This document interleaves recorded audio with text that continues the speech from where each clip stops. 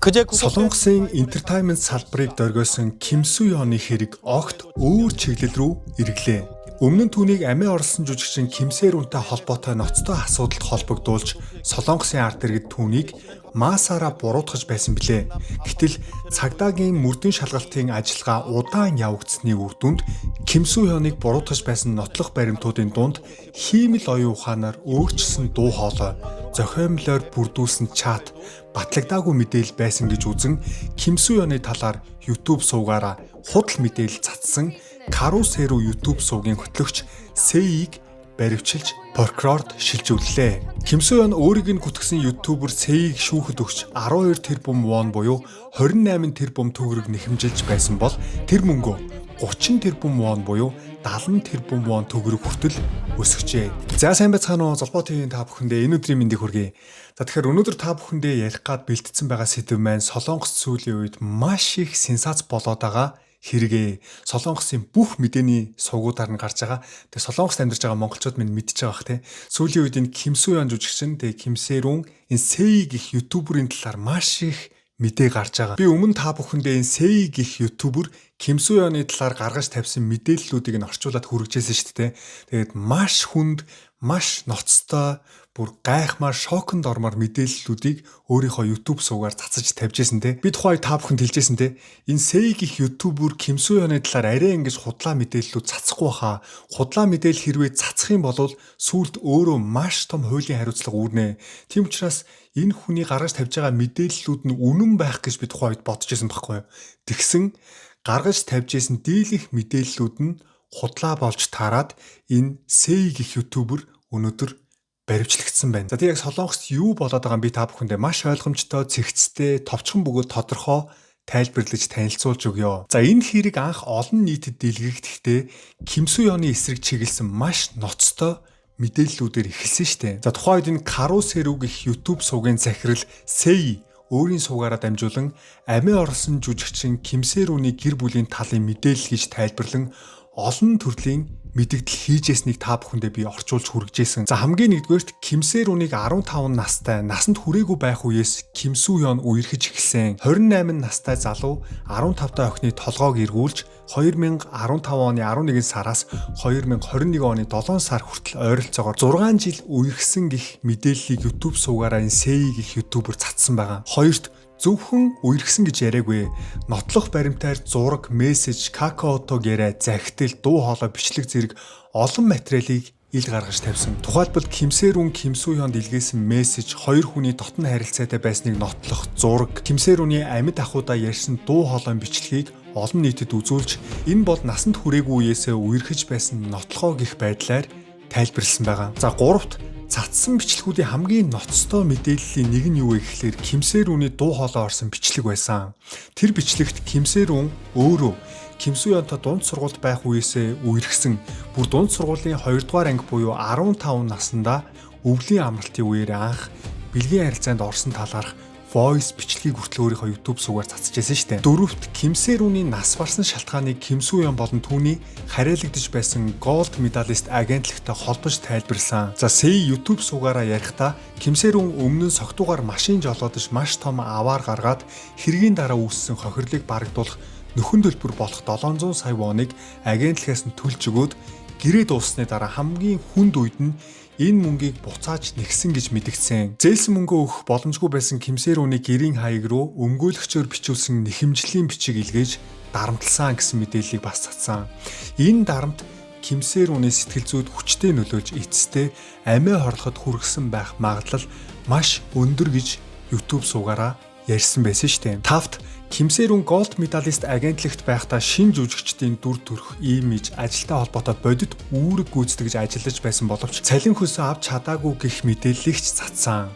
Ким Су Ён Ким Сэ Руныг асуудалд ормогц түүнтэй холбоо тасалж Ким Сэ Руны хувийн мэдээллийг сэтгүүлчид болон зарим бүх стологч ютуберүүдэд дамжуулсан байж болцсохгүй гэж бас YouTube сувгаараа дээрсэн байсан. За гих мэтчлийн Сэй гих ютубер Ким Су Ёны талаар бүр маш хүнд ноцтой мэдээллийг өдөр болгон гаргаж тавьжсэн шүү дээ. Шалдан нүцгэн байсан зураг, гэртэн байсан бичлэг гээл 9 босын бичлэг, voice өдөр болгон гаргаж тавьж Ким Су-ёны нэр хүндэн тухайд бүр навсунжсэн шүү дээ. Тухайд би бичлэгийг орчуулж та бүхэндээ хүргэж байхдаа би бүр тэр бүх бичлэг, тэр бүх voice-д нь итгэжсэн байхгүй юу? Арайч хүний нэр хүндэд ингэж худлаа хуурамчаар халтахгүй байлгүй дээ гэж бодож исэн. Гэхдээ тэр YouTube суугаараа цацсан дийлэнх мэдээлэл баримтууд нь худлаа байсан гэдгийг прокуророос нотлох баримт зөндөө бүрдүүлж хагаад шүүхэд энэ нөхрийг баривчилж шалгая гэд шүүхэд хандсан, шүүхээс баривчлах зөвшөөрөл өгөөд одоо энэ Сэй гэх ютуберыг баривчилсан байгаа. За Сэй гэх ютуберийн YouTube суугаар гарсан мэдээллүүдийг нэгтгэхүүл маш хүнд зураглал үүссэн тухай үед та бүхэн ч гэсэн мэдж байгаа. Ялангуяа Ким Су-ён нулимсийн хатан хаан нүнмүрээ яваан гэд тэр бүтээлээрээ олон улсад маш их анхаарал татаж гадаадын том компаниудын нүүр царай болж дараагийн бүтээл, брендинг гэрээ зэрэг олон ажил идэвхтэй яригдж байсан үед энэ хэрэг дэлгэгдсэн учраас түүний ажил, мэргэжил, имиж олон улсын үйл ажиллагаанд шууд нөлөөлсөн гэж Ким Су-ёны талын өмгөөлөгчд тайлбарлаж байгаа. Цагдаагийн байгууллага энэ хэргийг маш удаан шалгасан. За тэгээ мөрдийн шалгалтын явцад Ким Сэ-рүний өөр хүнтэй ярьсан какаотог ярианы зураг дээрх нэрийг Ким Су-ён мэтэр өөрчлөгдсөн гих дүгнэлт гарсан. Мөн Ким Су-ён Ким Сэ-рүнийг насанд хүрээгүй үед нь үерхсэн гих баримт нотлохоо олдоогүй. Ким Сэ-рүн охины амиа орсон шалтгааныг шууд Ким Су-ёнтой холбох үндслэл байхгүй гэж прокурор цагдаагийн байгууллагаас тайлбарлаж байгаа. За ингээд Ким Су-ёныг буруутгах байсан хэрэг эцэстээ Сэй өөрөө худал мэдээлэл тараасан нотлохоо гэж үзүүлсэн материалыг зохиомлоор өөрчилсөн хүний нэр төрийг ноцтой гутаасан байж болцсохгүй хэрэг болон эргээд байна. Тэгээд өнөөдөр Солонгосын мэдээгээр бөөн сенсац болж байна. За тэгвэл энэ Сэй гэх ютуберд өнөөдөр ямар хэрэг тохсон юм бэ гэхлээр нэгдүгээрт худал мэдээлэл тарааж хүний нэр төр гутаасан хэрэг. Хоёрт бичлэг, зураг зэрэг хувийн мэдээлэлтэй холбоотой материалыг зөвшөөрлгүй тараасан хэрэг.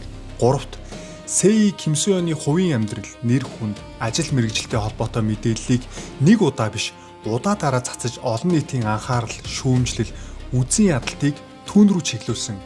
Ийм үйлдэл нь энгийн шүүмжлэлээс давж тухайн хүнд байнгын айдас, сэтгэл зүйн дарамт, ажил амьдралын хохирол үүсгэх боломжтой гэж шүүхээс үзсэн байгаа. Дөрөвдүгээрт Сэй өөрийн YouTube сувгийг ашиглан мэдээлэл цацах эрх чөлөөний хүрээнээс давж хэрвээ хариу өгөхгүй бол, хэрвээ миний хүснээр хийхгүй бол гэж дарамтлж нөгөө талын шийдвэрт хүчээр нөлөөлөх гэж оролцсон хэрэг тохигдож байгаа. Тавдугаарт батлагдаагүй эсвэл зохиомл байж болцсохгүй мэдээллийг үргэлжлүүлэн дэлгэнэ. Олон нийтэд тараана. Нэр хүндэд нь илүү хохирол учруулна гэх маягаар айдас, дарамт үүсгэсэн. За жүжигчин хүний хувьд нэр хүнд бол ажил мэргэжлийнх нь гол хөрөнгө байдаг учраас ийм төрлийн занл хийлэл нь зөвхөн сэтгэл зүйн дарамт биш, бодит эдийн засгийн хохирол учруулдаг гэж үзсэн байна. За үүгээр зогсохгүй нас барсан жүжигчин Ким Сэ-рүний дуу хоолойг хиймэл оюун ухаанаар өөрчилж түүнийг Ким Су-ёнтой холбоотой ноцтой зүйл ярьсан мэт болгосон байж болцсохгүй гэж цагдаагийн байгууллага үзэж байгаа. За энэ Сэй гэх ютубер баривчлагдхаасаа өмнө хийсэн хэрэгүүдээ эрс үгүйсгэж байсан. Сэй шүүх хурлаар оролцох гээд ирэх үедээ сурвалжлагч нарт юу гэж мэдүүлэг өгсөн бэ гэхээр баривчлах үндслэл баримт бүгд худал мэдээллээр дүүрэн байна. Би ямар ч буруугүй. Би бүгдийг баримтаар няцаах болно. Би өөртөө итгэлтэй байна гэж мэдгдсэн. Гэвч шүүх түүний тайлбарыг хүлээж аваагүй. Шүүхээс нотлох баримтыг устгах болон зүхтах эрсдэл байна гэж үзээд Сэйд баривчлах захирамж гаргасан. Тэгээ шүүхийн танхимаас шууд баривчлагтаад шорон явсан байгаа. За Сэй баривчлагдсныхаа дараа өөрийн YouTube суугаараа дамжуулан байр сууриа илэрхийлсэн. Утгагүй шудрах бос шүүгчийн шийдвэрт цочирдлоо.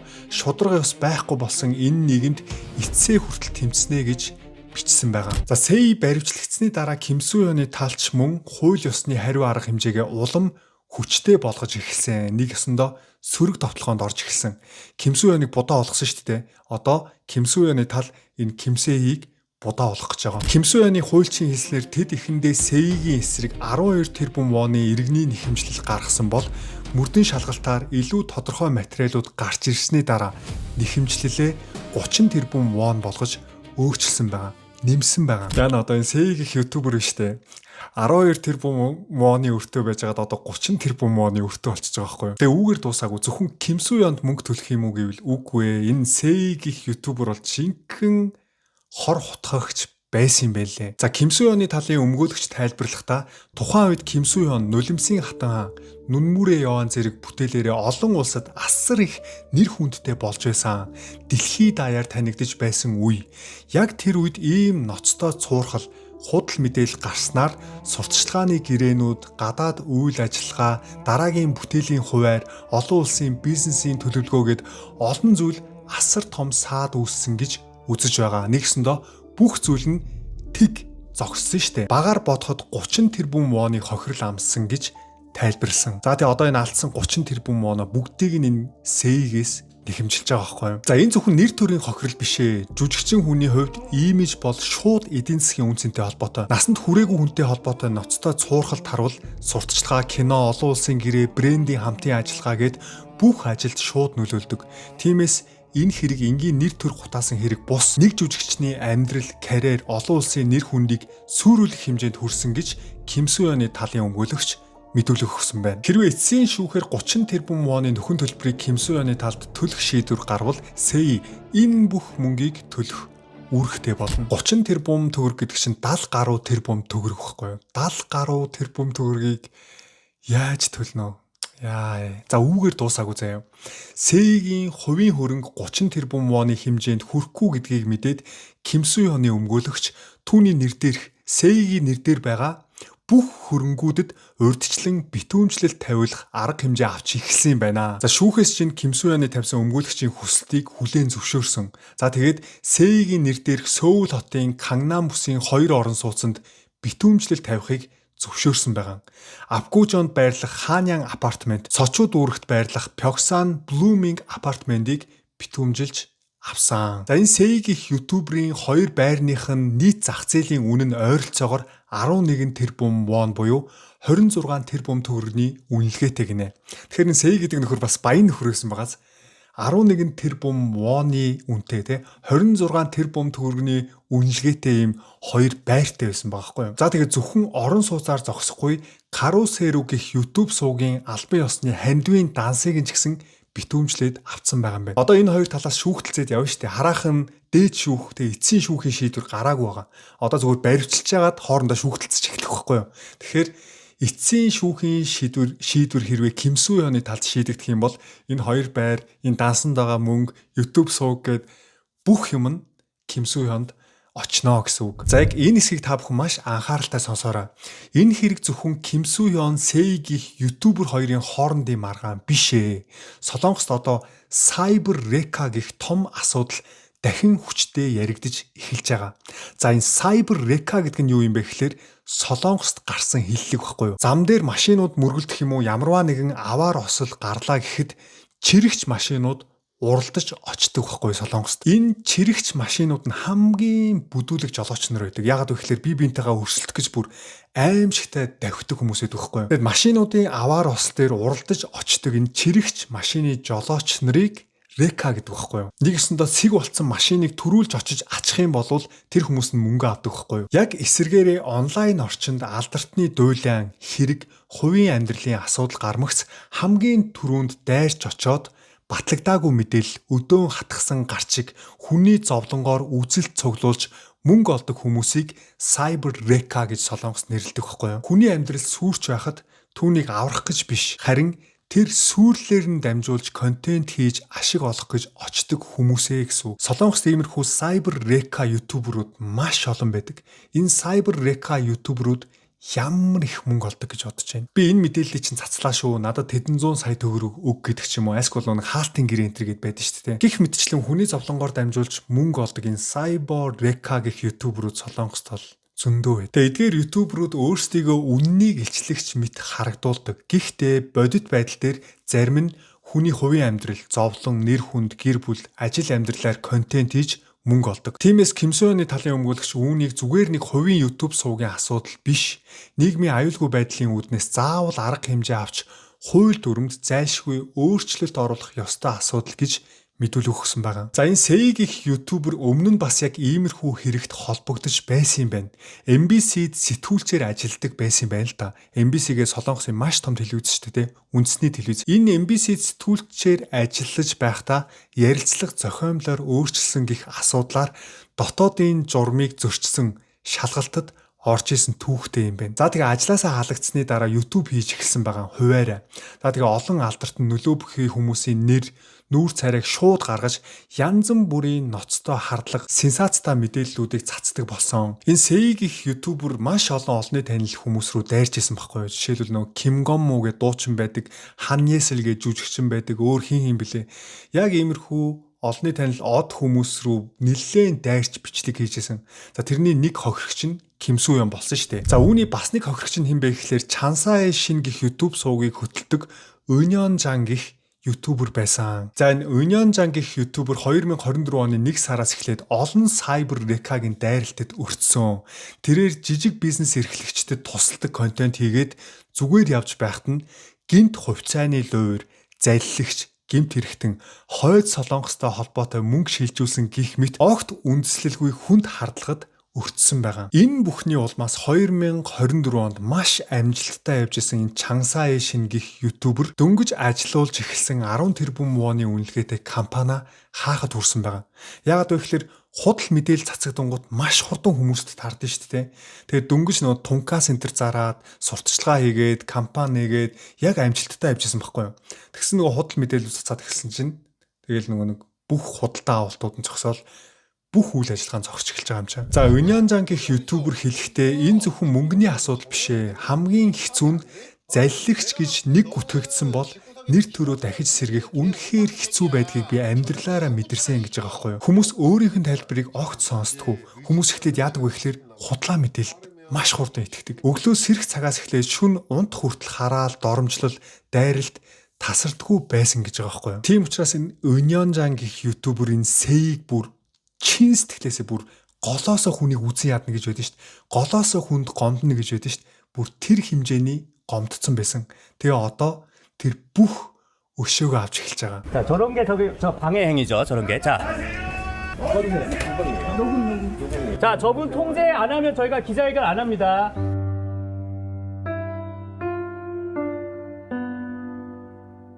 Сэй анх шүүх хурал дээр очиод шүүх хурлын танхимаас шууд баривчлагдсан шүү дээ.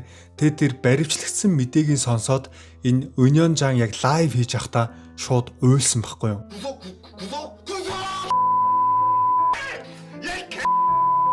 야 구속해서 구속! 야 지금 기자한테 전화 왔거든? 야 구속 소리 질러! 구속!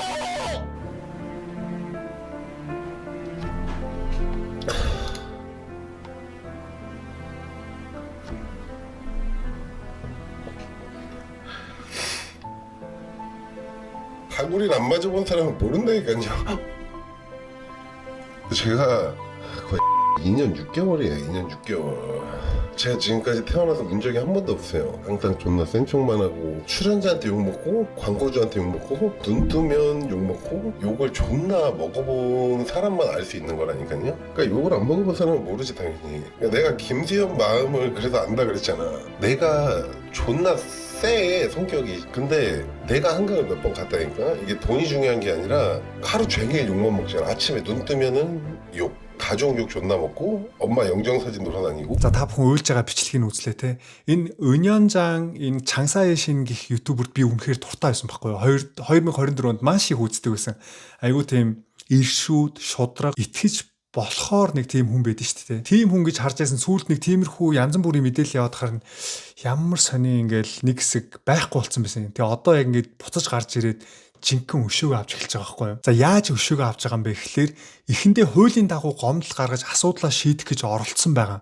Гэтэл эрүүгийн хуулиар шийдэх процесс маш удаан, үр дүн муу байдгийг гинэ. Тиймээс энэ Өнён Жан гэх ютубер өөр аргыг сонгосон. Яасан бэ гэхлээр энэ Сэйгийн хөтэлдэг Кару Сэрүү гэх YouTube суугийн хувьцааг нь худалдаж авч эхэлсэн байгаа хгүй юу. Одоо энэ Өнён Жан гэх ютубер Сэйгийн YouTube суугийн хувьцааны 50%-ийг нь эзэмшдэг гэж боддоо. Тэгэхээр энэ Өнянжан гэх ютуберч сая гаруй дагагчтай, энэ Карусеру, энэ Сэй гэх ютуберч гэсэн сая гаруй дагагчтай. Ер нь Солонгост сая гаруй дагагчтай үзэлт хандлт ихтэй суугууд бол Монголын том компаниудаа дүүцгэр хэмжээний мөнгө олдог байхгүй юу?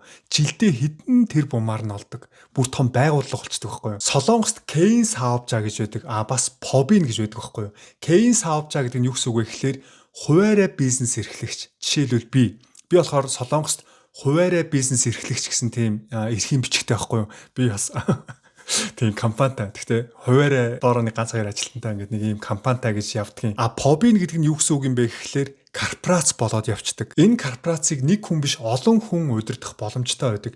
Хувьцааг нь хэн их эзэмшиж чинь тэр нь дээгүүр эрх мэдэлтэй байна гэсэн үг шүү дээ. Тэгэд энэ Өнянжан гэх ютубер яаж өшөөгөө авсан бэ гэхлээр корпорац гэдгийг мэдэнгуудаа тэр хувьцааг нь эзэмшиж байгаа захирлууд дээр нь очиод мөнгө өгөөд хувьцааг нь худалдаж аваадсан байгаа байхгүй юу. Тэгж явсараад 50% нь эзэмшдэг болсон одоо. За одоо энэ Өнянжан гэх ютубер Сэйгийн сарын цалинг 0 вон болох шийдвэрийг гаргуулах гэж байгаа юм байна. Тэгээд төлөөлөгчийн албан тушаалаас нь бас чөлөөлөх ажиллагаа хүртэл эхлүүлж байгаа юм байна. Тэгээд цаашдаа энэ Сэйгийн YouTube сувгийг өөрийнхөөгөө болгож аваад нэрийг нь өөрчлөөд бүх контентуудыг нь устгаад хоол хүнс буюу бэлэн хоолны багц зардаг сувг болгох гээд ажиллаж байгаа юм байна. За энэ Сэй YouTube суугаараа дамжуулж жилдээ 5 тэрбум воны орлого олдог байсан. Үүнээс гадна дансаараа хандив нэрээр маш их мөнгө цуглуулсан нь тодорхой болсон.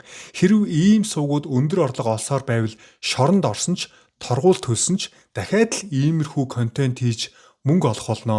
Тиймээс иймэрхүү Cyber Reka суугуудтай дайн зарлана гэдгээ энэ Өнянжан гэх ютубер суугаараа дамжуулж мэдгдсэн байгаа. За энэ бүхнээс харахад Солонгос Cyber Reka-г одоогийн хууль хангалттай зогсоож чадахгүй байна гэсэн шүүмжлэл хүчтэй гарч байгаа.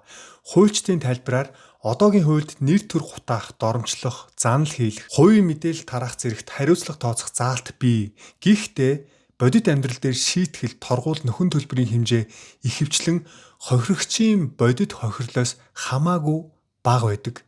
Нөгөө хохирж байгаа хүмүүс нь хідэн тэрбум воноор хохироод ажил нь 0 болоо хаалгаа бариад бүх алдар нэр хүнд нь унжаахт нөгөөдөл нь нэг жилийн ял аваад ч юм уу 2 жилийн ял аваад ч юм уу нэг 2 сая 3 сая нэг хэдэн зуун сая төгрөгийн торгуул төлөөл болчихж байгаа байхгүй юу. Тэгээ Өнянжан гэх ютубер энэ талаар хэлэхдээ Cyber Reka ютуберүүд тэрбумаар нь олдгоо. Харин торгуул нь 2-3 сая вон. Тэгвэл хин дуртаа Cyber Reka болно штэ. Худал мэдээлэл цацаж асар их мөнгө олсон бол тэр олсон орлогын давуулж хохирлыг нь төлүүлдэг ийм систем хууль хэрэгтэй гэж хатуу шүүмжилсэн байгаа. Энэ Өнянжан гэх ютубер хохирсныхаа дараа улсын их хурал дээр очиж хүртэл иймэрхүү Cyber Reka ийм ютуберүүдэд арга хэмжээ аваачаа гэж өөрийнхөө хохирсон талаар улсын их хурлын гишүүддээ тайлагнаж тайлбар тавьж гисэн. За тэгвэл өнөөдөр яагаад энэ хэрэг Солонгосын нийгэмд ийм том асуудал болоод хуурч ба? Яагаад энэ мэдээг энэ олон суугуудаар нь ингэж их цацж ийн вэ гэхлээр нэгдүгээрт хиймэл оюун ухаанаар дуу хоолой өөрчилж, нүүр царайг нь ашиглаж хүний нэр төрийг унгаах заллин хийх ноцтой эрсдэл өдөр ирэх тусам өөрчлөгдөж байна. Энэ аюулаас сэргийлж энэ дээр хуулаа чангатгаж өгөөч гэдэг байгаа байхгүй юу. Зүгээр нэг жишээ шүү дээ. Миний энэ нүүр царайг ашиглаад нөгөө нэг мөрөдөө тоглоомын сурталчилгаа чи явсаар л байна.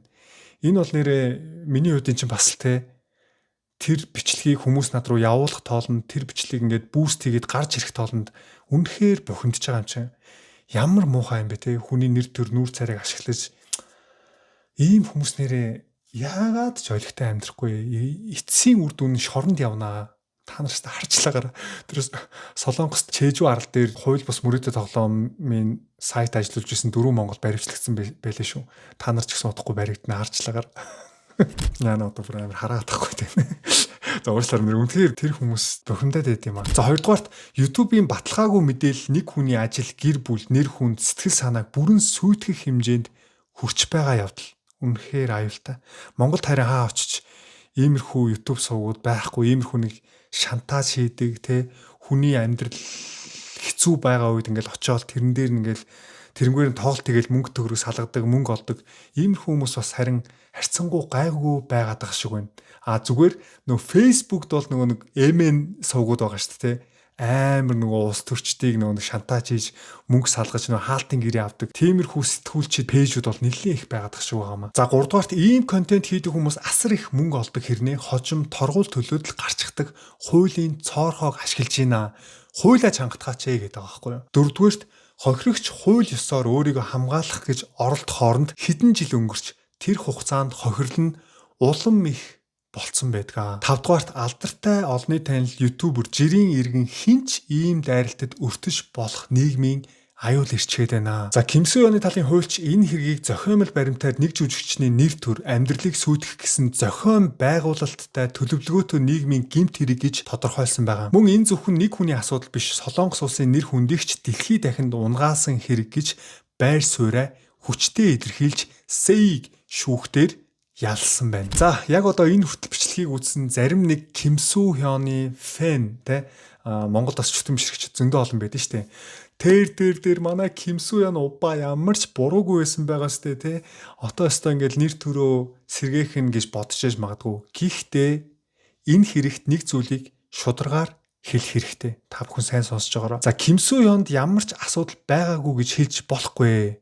Монголчууд ярьдаг овоо босгоогүй бол шаазгаа юунд суух вэ гэж. Энэ хэрэг ийм том болтлоо дэвэрсэн шалтгаан нь зөвхөн Сэйгийн YouTube суугийн нэвтрүүлэг биш байсан. Ким Су-ён болон түүний агентлагийн анхны тайлбар, хожмын тайлбар, өр нэхэмжилсэн асуудалтай байхдаа утсаа огт аваагүй. Олон нийтэд тавьсан тайлбар нь маш олон солонгосын ард иргэдэд эргэлзээг эхлээд төрүүлсэн байхгүй юу. Ким Сэ-рун өөрийн цахим уудсаараа Ким Су-ёнтой авахулсан зургаа оруулаад удалгүй устгасан. Энэ зураг тарсны дараа хоёр хүний үерхлийн цуурхал солонгосоор гарч ирсэн шүү дээ. Солонгос даяар цацагдаж ирсэн. Тухайн үед Ким Су-ёны агентлаг үерхсэн гэдэг нь үнэн биш гэж албан ёсоор няцааж тэр зураг бол зүгээр өмнө нь нэг агентлагт байх үедээ авахулсан зураг гэсэн тайлбарыг хийсэн. Нэгсэндээ худлаа ярьсан байгаа байхгүй юу. Энэ асуудал ширүүсээд хүмүүс бүр ингэ шалгаад ухаад эхэлсэн. Ким Су-ёны тал үерхсэн гэхдээ насанд хүрсэн хонь нь үерхсэн гэж байр сууриа өөрчилсөн нь анханасаа солонгос иргэдийн одоо нэг итгэлийг алдчихж байгаа байхгүй юу. Анханасаа зүгээр үнэнгээ хэлсэн бол гэсэн аашив тийм солонгосоор хэлэх чинь харамсал байгаад байгаа байхгүй юу. За Ким Сэ-рун зураг оруулаад устгасныг Ким Су-ёны агентлаг яагаад ийм зураг оруулсныг мэдэхгүй гэж мэдгдсэн. Энэ тайлбар нь бас олон нийтийн нүдээр Ким Сэ-рун салчхаад санаатаагаар асуудал үүсгэсэн хүн мэт харлуулах суурь нь болсон гэж үзэж байгаа. Ким Сэ-рун охин Ким Су-ён уцаахгүй болохоор нь хальт нөгөө хамт ахуулсан үерхэж явах үеийнхаа зургийг хийчээд тэгээд нөгөө сториг устгасан шүү дээ. Тэгсэн Ким Су-ёны агентлаг үерхэж байгаагүй. Яагаад тэр зургийг тэгж тавьсныг бид нар мэдэхгүй байна.